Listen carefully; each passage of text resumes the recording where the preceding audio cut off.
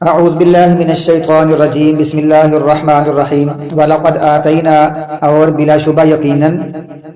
لام اور قد، لام کا معنی بھی یقیناً، قد کا معنی بھی یقیناً، اور بلا شبہ یقیناً آتینا ہم نے دی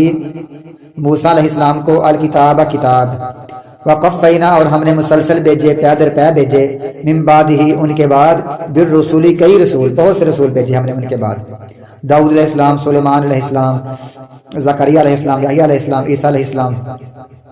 بہت سارے رسول بھیجے۔ وآتینا اور ہم نے عطا کی عیسیٰ ابن مریم، عیسیٰ ابن مریم کو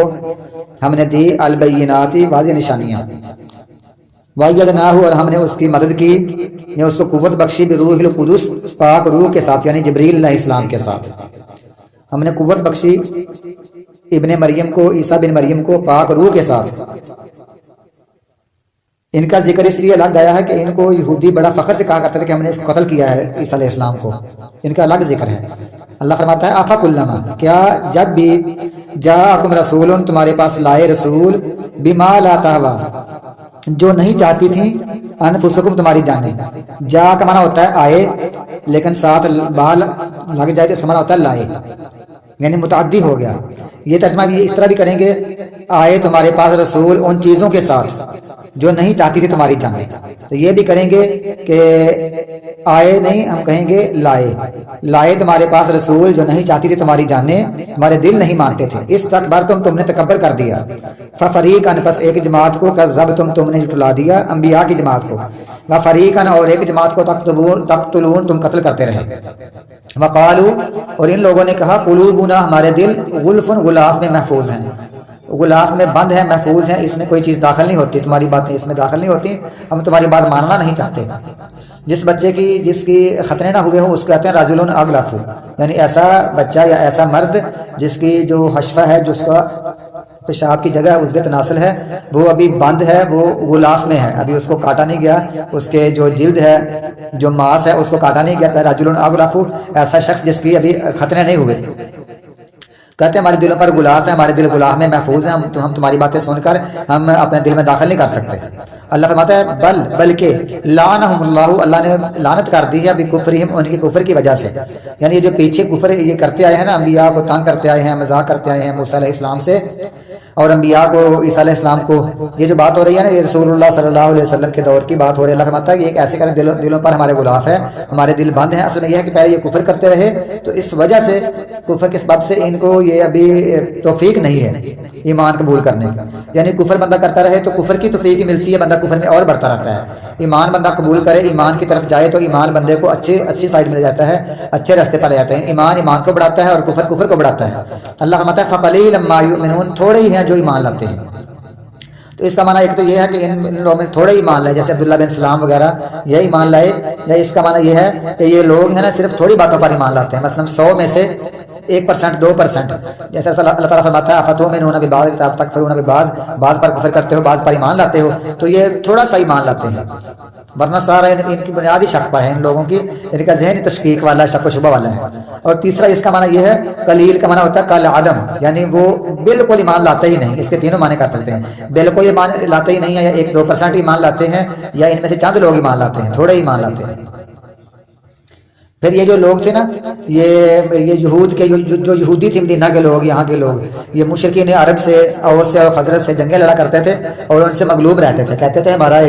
ہماری تورات میں ہماری لکھا ہوا ہے کتاب میں کہ ایک نبی آنے والا ہے، وہ نبی آئے گا، اس کے ساتھ دے کر اس کا کلمہ پڑھ کر ہم تمہارے خلاف فتح حاصل کر لیں گے، تم سے پھر جیت جائیں گے، پھر ہم غالب ہوں گے اور تم مغلوب ہوگے، ہم جیت جائیں گے اور تم ہار جاؤ گے، ہم اس نبی کے ساتھ ہے، اس کا کلمہ پڑھیں گے اور وہ نبی ہماری رہنمائی کرے گا اور ہمیں طریقہ سکھلائے گا، ہم جنگیں کریں گے، تم پر غالب آ جائیں گے۔ یہ اوس اور خزرج کو یہ باتیں کیا کرتے تھے مدینہ منورہ میں۔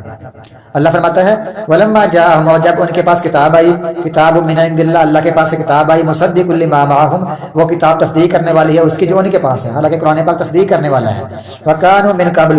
اور اس سے پہلے کان کا معنی تھے، اس سے پہلے وہ یستفتحون فتح طلب کیا کرتے تھے، غلبہ طلب کیا کرتے تھے، الذین کفروا ان لوگوں پر جنہوں نے کفر کیا، یعنی مشرکین عرب پر یہ غلبے کی باتیں کیا کرتے تھے، طلب کیا کرتے تھے کہ ہم تم پر غلبہ حاصل کریں گے۔ فلما جاءہم، پس جب آگے ان کے پاس، جب رسول اللہ صلی اللہ علیہ وسلم قرآن پاک لے کر آگے، ما عرفوا جو انہوں نے پہچان لیا، انہوں نے پہچان لیا یہ مدینہ کے لوگوں نے، یہودیوں نے رسول اللہ صلی اللہ علیہ وسلم کو پہچان لیا کہ سچا نبی ہے، انہوں نے پھر بات نہیں مانی۔ پھر اس وقت حضرت معاذ بن جبل اور بشر بن معرور اور داؤد بن سلمہ، یہ صحابہ کرام پھر کہا کرتے تھے اب تو مانتے ہی نہیں ہیں رسول اللہ صلی اللہ علیہ وسلم کو، تم کہتے تھے کہ ہم وہ نبی آنے والا ہے، ہم اس نبی کی بات مانیں گے، تو اب تم مانتے کیوں نہیں، لگتا تم نے پہچان بھی لیا ہے۔ تو ایک یہودی تھا سلام بن مشکم اس کا نام تھا، وہ کہتا تھا کہ یہ وہ نہیں ہے جس کی ہم باتیں کیا کرتے تھے، یہ تو کوئی اور ہے، اس میں تو نشانیاں پوری نہیں ہیں، یہ وہ نہیں ہے۔ تو حالانکہ یہ ضد اور ہٹ درمی کرتے ہوئے ایسا کرتے تھے، انہوں نے پہچان لیا تھا۔ اللہ تعالیٰ فرماتا ہے کی جگہ پر الذین آتیناہم الکتاب یعرفونہ کما یعرفون ابناءہم، جن کو ہم نے کتاب دی ہے وہ تو ایسے پہچانتے ہیں جیسے اپنے بیٹوں کو پہچانتے ہیں، تو جان بوجھ کر نہیں مانتے۔ اللہ فرماتا ہے جب جو انہوں نے پہچان لیا کفروا بھی، انہوں نے کفر کر دیا اس کا، اللہ کے رسول کا انکار کر دیا، فلعنۃ اللہ، اللہ کی لعنت ہے علی الکافرین، کافروں پر، یہودیوں پر اللہ کی لعنت ہے۔ جبکہ اوس اور خزرج نے انہوں نے مان لیا، بئس ما اشتروا، برا ہے جو انہوں نے بیچ ڈالا اس کے ساتھ اپنی جانوں کو۔ یہ جو انہوں نے باتیں کی نا ایسے کفر کر دیا، اللہ فرماتا ہے یہ انہوں نے بہت برا کام کیا ہے جو انہوں نے اپنی جانوں کو بیچ ڈالا ہے۔ یکفروا کہ انہوں نے کفر کیا، کہ وہ کفر کرتے بما انزل اللہ، اس کے ساتھ اللہ تعالیٰ نے اتارا ہے، باغیاً ضد کرتے ہوئے انہوں نے کفر کیا، اور یہ کفر کیا انہوں نے اپنی جانوں کے ساتھ، اس چیز کے ساتھ بہت برا کام کیا ہے۔ ضد کیوں کی؟ ان ينزل اللہ من فضلہ، کہ اللہ تعالیٰ نازل کرتا ہے اپنا فضل علی من یشاء من عبادہ، جس پر وہ چاہتا ہے اپنے بندوں میں سے۔ اس بات پر وہ ضد کرتے ہوئے انہوں نے کفر کر دیا، اور کفر کرنا ان کا جانوں کے لیے بہت برا تھا، اور اللہ تعالیٰ انہوں نے بہت برا کام کیا۔ فباؤوا بغضب علی غضب، پس وہ لوٹے غصے پر غصے کے ساتھ، یعنی اللہ تعالیٰ ان پر کئی گنا غصے ہوا۔ وللکافرین عذاب مہین، اور کافروں کے لیے عذاب ہے رسوا کرنے والا۔ وَإِذَا قِيلَ لَهُمْ، اور جب ان سے کہا جاتا ہے آمنوا، ایمان لے آؤ، بما، اس کے ساتھ، بی کا معنی ساتھ، ما انزل اللہ، جو اللہ تعالیٰ نے اتارا ہے، اللہ ماتا قرآن پاک ساتھ ایمان لے آؤ۔ قالوا، آگے سے کہتے ہیں نؤمن، ہم ایمان لاتے ہیں، بما انزل علینا، اس کے ساتھ جو ہم پر اتارا گیا ہے، کہتے ہیں ہم تو تورات پر ایمان لاتے ہیں، ہم نہیں ایمان لائیں قرآن پاک پر۔ وَيَكْفُرُونَ، اور وہ کفر کرتے ہیں بما وراءہ، اس کے ساتھ جو اس کے علاوہ ہے، یعنی اور وہ قرآن پاک، یعنی کہتے ہیں ہم تورات پر ایمان لاتے ہیں، اللہ فرماتا ہے تورات پر ایمان لاتے ہوئے باقی وہ اس کے علاوہ ہر چیز کے ساتھ وہ کفر کرتے ہیں، انجیل کو بھی نہیں مانتے اور وہ قرآن پاک کو بھی نہیں مانتے۔ وَهُوَ الْحَقُّ، حالانکہ وہ حق ہے، قرآن پاک سچا ہے، سچی کتاب ہے، مصدقاً، وہ تصدیق کرنے والا ہے، لما معہم،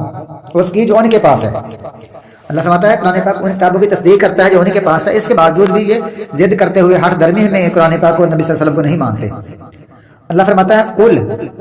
ان سے کہہ دو، اے نبی ان سے کہہ دو، فَلِمَ تَقْتُلُونَ، پس تم کیوں قتل کرتے اللہ کے انبیاء کو، انبیاء اللہ کے انبیاء کو، من قبل، پہلے، ان کنتم مؤمنین، اگر تم ایمان والے ہو، اگر تم ایمان والے ہو، تم تورات پر ایمان والے ہو، تو تورات میں تو انبیاء کو قتل کرنا منع کر دیا گیا ہے، تم نے پھر کیوں کوشش کی یحییٰ علیہ السلام کو، زکریا علیہ السلام کو، عیسیٰ علیہ السلام کو، تم نے کیوں ایسا کیا، قتل کرنے کی کوشش کی عیسیٰ علیہ السلام کو، جبکہ تورات میں یہ لکھا ہوا ہے انبیاء کو قتل کرنا ممنوع ہے، بہت بری چیز ہے، بہت برا عمل ہے۔ تو اس کا مطلب تم تورات پر بھی ایمان نہیں لاتے، تم جھوٹ بولتے ہو، نہ تورات پر ایمان لاتے ہو نہ قرآن پاک پر ایمان لاتے ہو۔ اللہ فرماتا ہے وَلَقَدْ جَاءَكُم مُوسَىٰ، اور بلا شبہ یقیناً جاءکم موسیٰ، تمہارے پاس موسیٰ علیہ السلام آئے، بالبینات، واضح نشانیوں کے ساتھ۔ وہ کتنی نشانیاں لے کر آئے، وہ اپنا